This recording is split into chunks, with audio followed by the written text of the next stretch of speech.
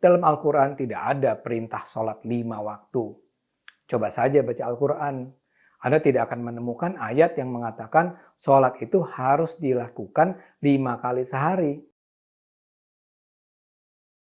Allah menurunkan Al-Quran sebagai kitab yang sempurna.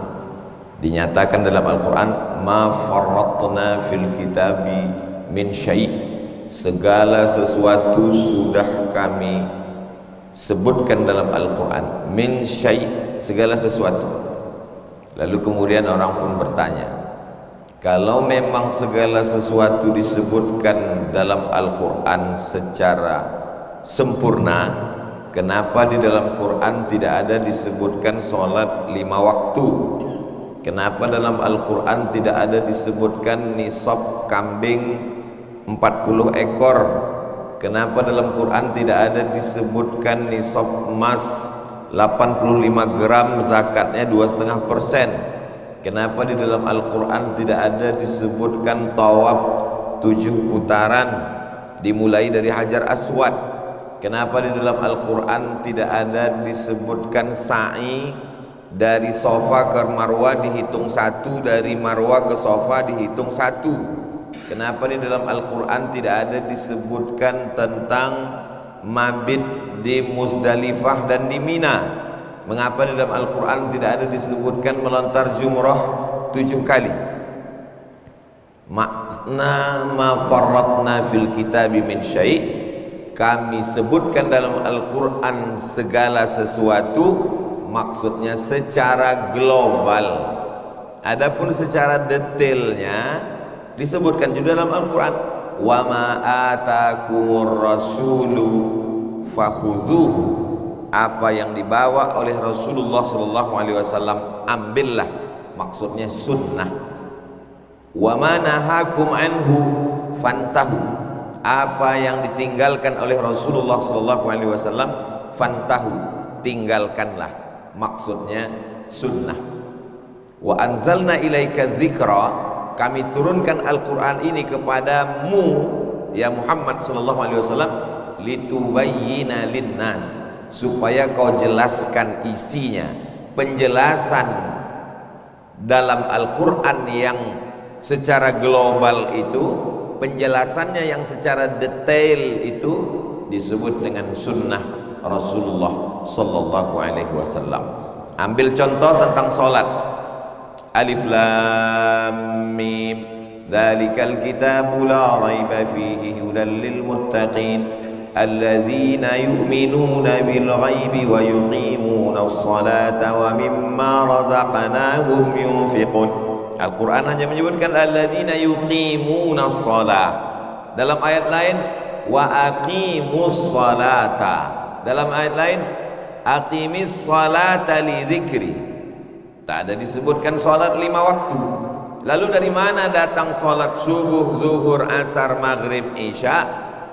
Perbuatan yang dilakukan Nabi sallallahu alaihi wasallam selama sepakat 10 tahun di kota Al-Madinah Al-Munawwarah, dilakukan oleh Nabi, dilihat oleh sahabat, dilakukan oleh sahabat, dilanjutkan oleh tabi'in, diteruskan tabi'in, sampailah kepada umat Islam hari ini secara mutawatir.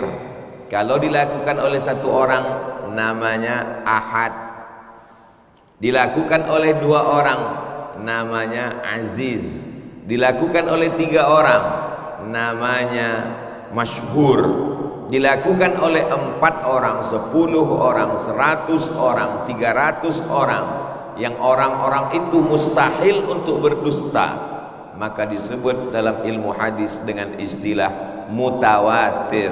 Ma rawahu jam'un an jam'in, diriwayatkan oleh sekelompok orang, bukan 1, bukan 2, bukan 3, tapi sekelompok, artinya lebih dari 3, 4, 10, 30, 40, 300. Ma rawahu jam'un, diriwayatkan oleh sekelompok orang, an jam'in, dari sekelompok orang, yastahilu tawatuhum alal kadhib, yang mereka itu mustahil berdusta.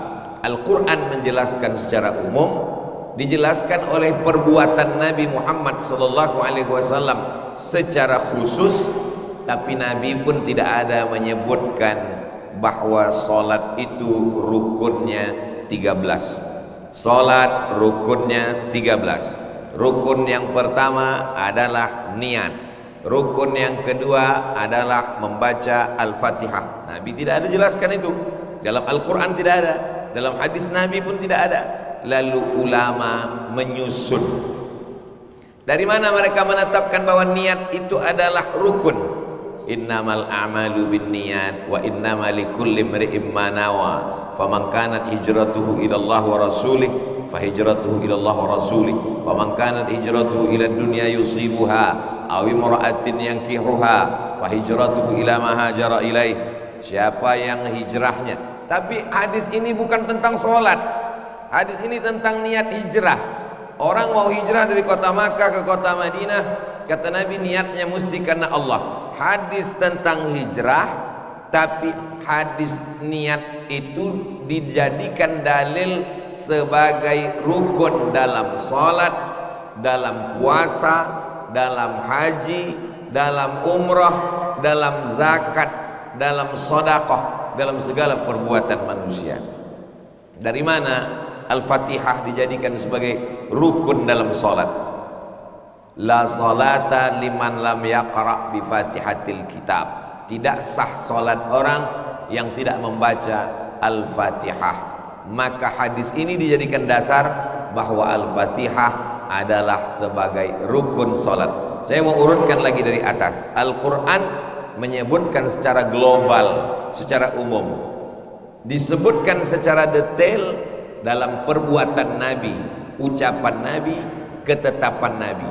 Lebih detail lagi secara terperinci disebutkan oleh para ulama yang disebut dengan ulama mazhab. Muhammad bin Idris Asy-Syafi'i tahun 204 Hijrah.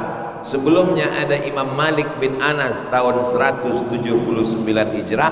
Sebelumnya lagi ada namanya Imam Abu Hanifah atau Imam Hanafi tahun 150 Hijrah. Setelah Imam Syafi'i ada lagi namanya Imam Ahmad bin Hanbal di Baghdad tahun 241 Hijrah. Jadi kalau kita runutkan dari atas, Al-Quran secara global, penjelasan dalam hadis Nabi, ucapan, perbuatan, ketetapan, lebih detail lagi secara terperinci, secara sistematis dijelaskan oleh para ulama.